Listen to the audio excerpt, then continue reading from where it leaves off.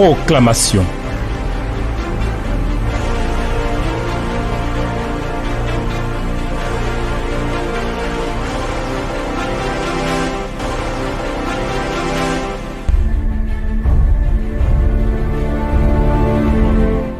Mon Seigneur et mon Dieu, Père élevé en majesté, Père élevé en autorité, Père élevé en gloire, en grandeur, Père élevé en puissance et en force, tu es digne de recevoir louange et honneur et gloire, parce que ta bonté et ta fidélité sont sans pareil. Merci Seigneur d'être notre Dieu et de nous donner ta bonne et précieuse parole qui nous fait tant de bien, qui nous comble. Nous sommes là aujourd'hui encore à ce rendez-vous de la proclamation de ta parole. Tu nous conduis et tu nous fais du bien. Merci pour cette parole précieuse, poussée à sa manifestation, et que gloire et honneur te reviennent au nom de Jésus. Amen. Chers amis, nous sommes en train de poursuivre. Vous vous rendrez bien compte que tout ce mois de juillet a été un mois pour semer des choses agréables, importantes et essentielles pour que notre second semestre soit un semestre de qualité. Aujourd'hui encore, je voudrais vous inviter à repartir avec moi dans le texte de Ésaïe, chapitre 9. Ésaïe, chapitre 9, le verset 1 au verset 3. Le peuple qui marchait dans les ténèbres voit une grande lumière. Sur ceux qui habitaient le pays de l'ombre de la mort, une lumière resplendit. Tu rends le peuple nombreux, tu lui accordes de grandes joies. Il se réjouit devant toi, comme on se réjouit à la moisson, comme on pousse des cris d'allégresse au partage du butin. Car le joug qui pesait sur lui, le bâton qui frappait son dos, la verge de celui qui l'opprimait, tu les brises, comme à la journée de Madian. Amen.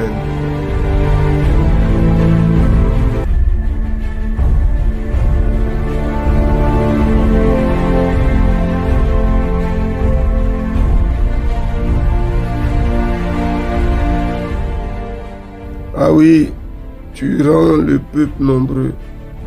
Ouais, la belle idée de la croissance. De la croissance que Dieu rend possible.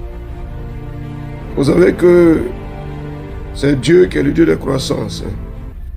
C'est le Dieu qui fait croître toutes choses.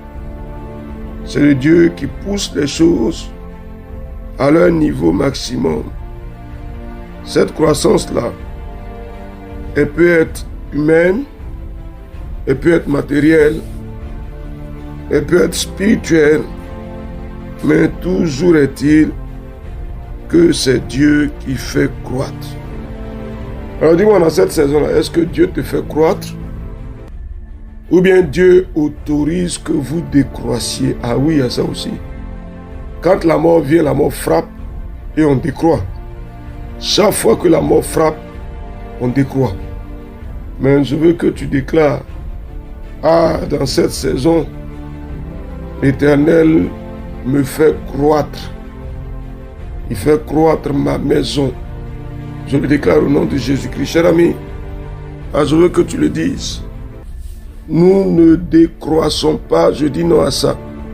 Nous ne décroissons pas, nous ne diminuons pas. Non, non, non, non, non. Au contraire, Dieu nous fait croître, Dieu nous fait augmenter. Voilà, vas-y. Voilà ce qui est la réalité. Vas-y, il nous fait augmenter, il nous fait croître.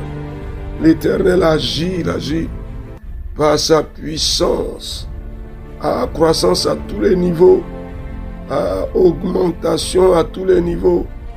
L'Éternel nous fait croître, il nous fait croître de façon numérique, nous ne diminuons pas, nous ne diminuons pas. Le nombre que nous sommes dans ma maison ne diminue pas, je dis non. Je dis non, je dis non. Seigneur, tu ne nous laisses pas diminuer, tu ne nous laisses pas décroître. Oh Dieu des cieux, ta bonté demeure avec nous. Tu nous fais croître, tu nous fais croître, tu nous fais croître, tu nous fais augmenter.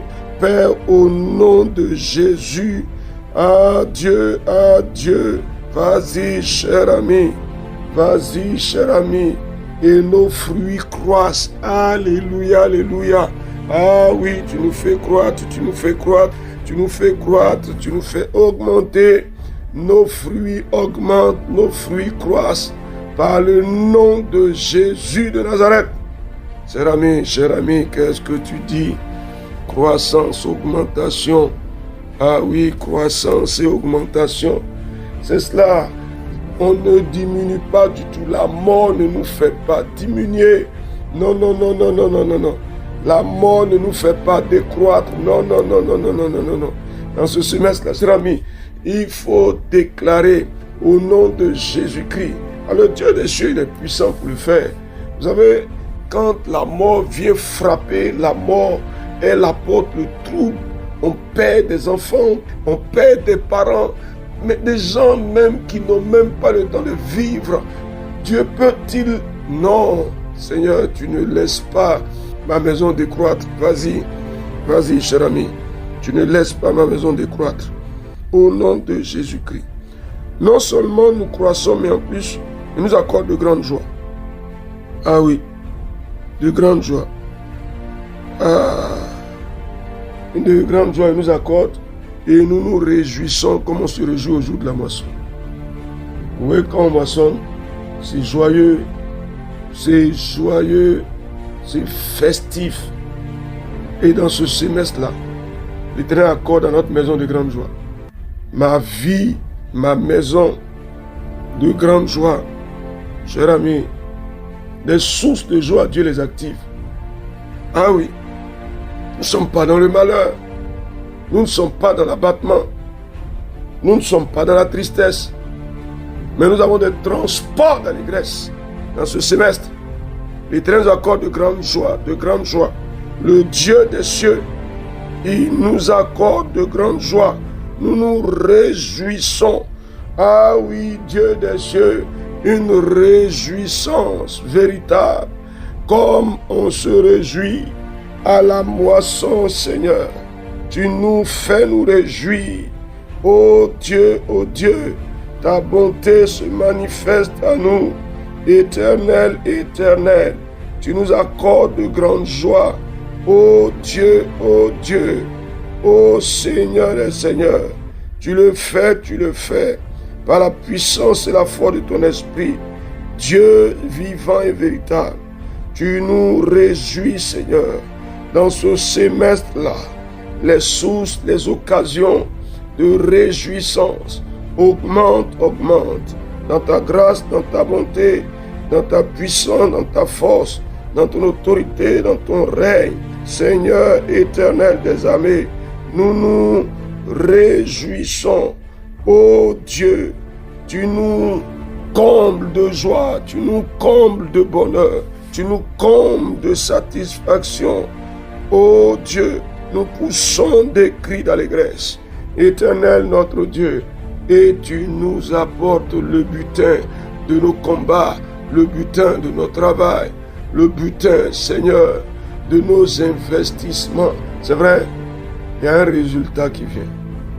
Et effectivement, il y a un butin à partager. Ah oui, ce n'est pas juste le principe de se réjouir comme on se réjouit au passage du butin. Mais Dieu nous donne un butin que nous partageons. Il nous donne des ressources. Ah oui, c'est-à-dire quoi? Que le ministère que je fais produit des ressources. C'est-à-dire quoi? Que le commerce que je fais produit des ressources. C'est-à-dire quoi? C'est-à-dire que l'entreprise que j'ai produit des ressources. Dis-moi quelque chose, c'est ça ou bien c'est pas ça? Ah oui, il y a un butin. Et nous nous réjouissons effectivement. Parce qu'il y a une moisson que nous faisons. Et nous sommes comblés de grâce. Il y a une moisson que nous faisons. Et on se réjouit. au partage du butin. Seigneur, avant nos projets, ils produisent du fruit. Et nous nous réjouissons parce qu'il y a une moisson que nous faisons. Dieu rend cela possible. L'Éternel agit en notre faveur. La grâce du Dieu des cieux, la puissance de l'Éternel se manifeste en notre faveur. Dieu, notre Dieu. Cher ami, qu'est-ce que tu dis? Cher ami, qu'est-ce que tu dis? Nous poussons des cris d'allégresse au partage de notre butin. Il y a une moisson que nous faisons. Nous récoltons des fruits de notre travail, de nos activités, des études de nos enfants. Nous récoltons du fruit. Le Dieu des cieux nous en fait grâce. Il nous accorde le bénéfice d'une moisson abondante. Ah, Dieu des cieux, tu fais cela pour nous, dans ta fidélité, dans ta bonté, et nous nous réjouissons en toi. Alléluia à toi. Dieu dont la gloire est grande, et dont le règne est élevé. Dieu dont la bonté est sans limite. Sois magnifié, Seigneur, parce que tu agis en notre faveur. Et cette saison est une saison de joie, de réjouissance, de partage de butin, de moisson abondante. Par le nom de Jésus notre Seigneur. Amen, amen, amen, amen, amen. Chers amis, il y a quelque chose pour nous, n'est-ce pas? La grâce du Seigneur se manifeste effectivement.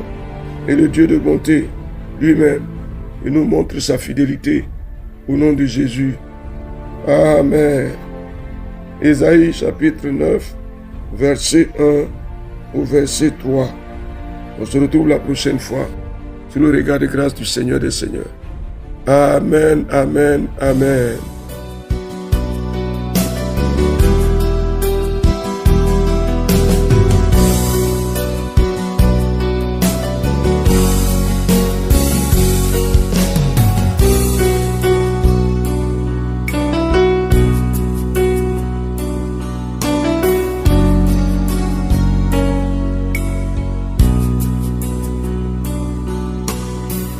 Un ciel chargé de nuages a noirci le paysage de ma vie. Et orage après orage, la pluie a fait ses ravages, c'est la vie. Un coin de ciel bleu, juste le temps de croire qu'on est heureux.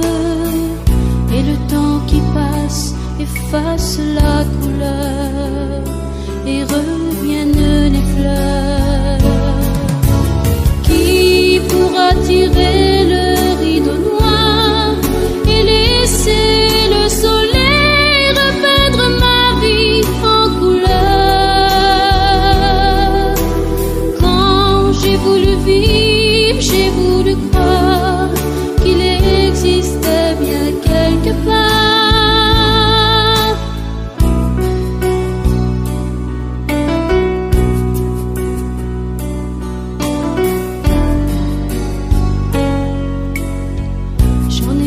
Bien des voyages, mais un jour sur mon passage, le soleil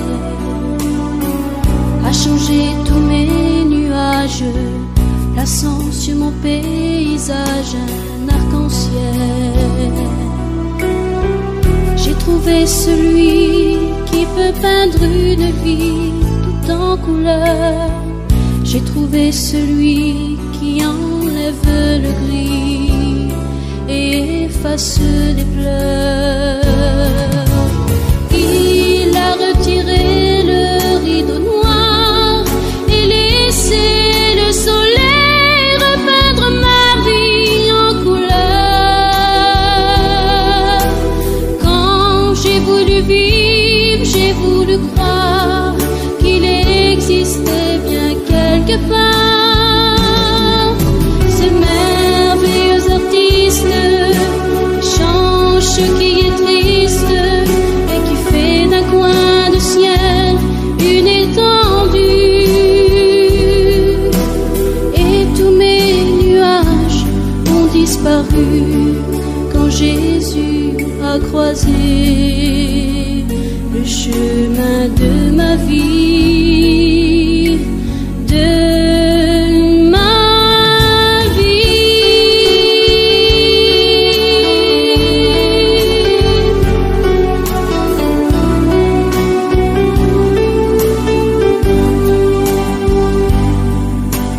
Il m'a seulement tendu la main, m'invitant à suivre le chemin de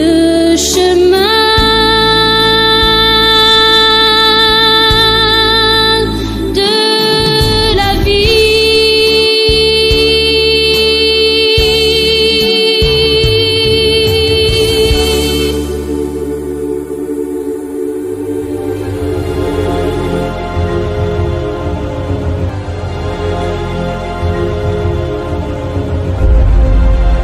Proclamation.